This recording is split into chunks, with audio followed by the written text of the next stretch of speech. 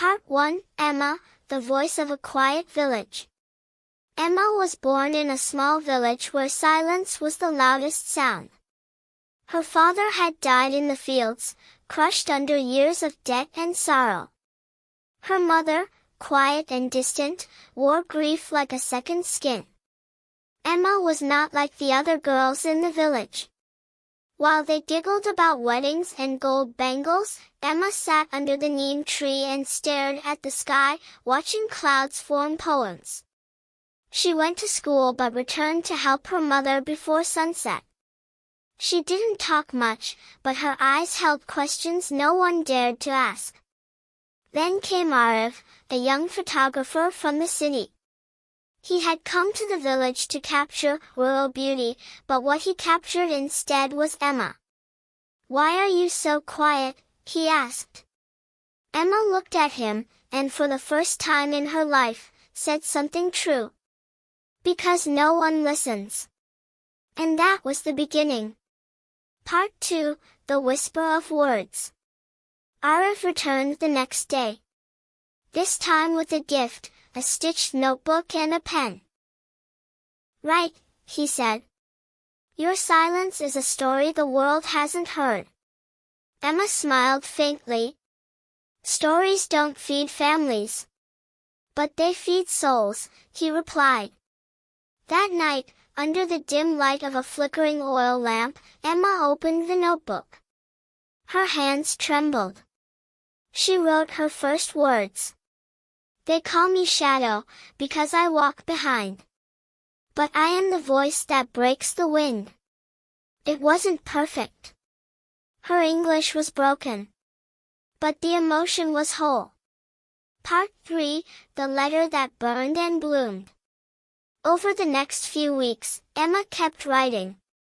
She wrote about her mother's silence, her father's broken hands, and the weight of being a girl in a world that prayed for sons.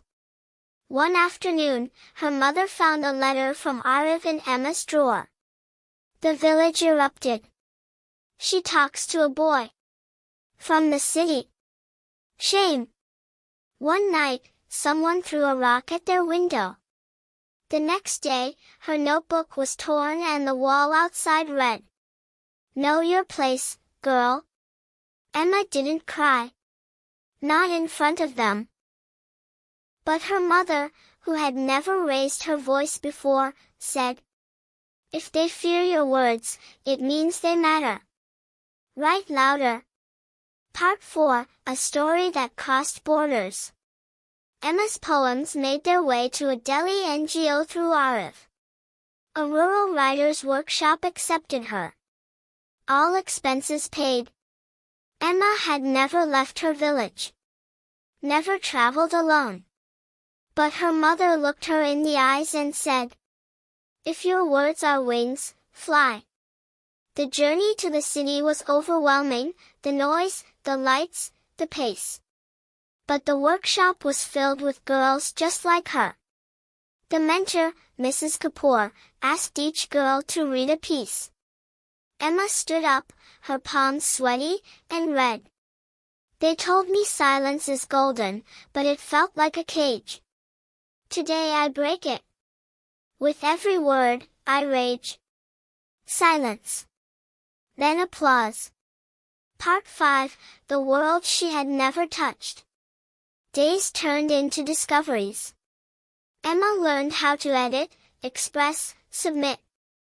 Her story was published in a Delhi newspaper, The Girl Who Wrote Through Fire, by Emma. But with the fame came fear. A call from her uncle. "You've ruined us. Don't come back."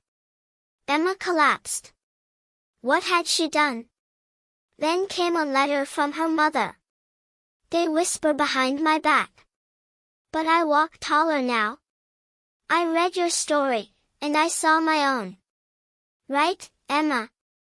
Even if the world hates you, I will always love you." Emma exhaled. She turned down the offer from abroad. Not from fear, but from purpose. She returned. Part 6, The Choice That Split Her Heart. Back in her village, Emma started a writing circle for girls. She gave them notebooks and courage. Her first lesson: if they say you're too small, write bigger. If they say you're just a girl, write her into power. If they say be quiet, write louder. Emma never became a celebrity, but she became a change. One book, 15 educated girls. A mother who smiled again.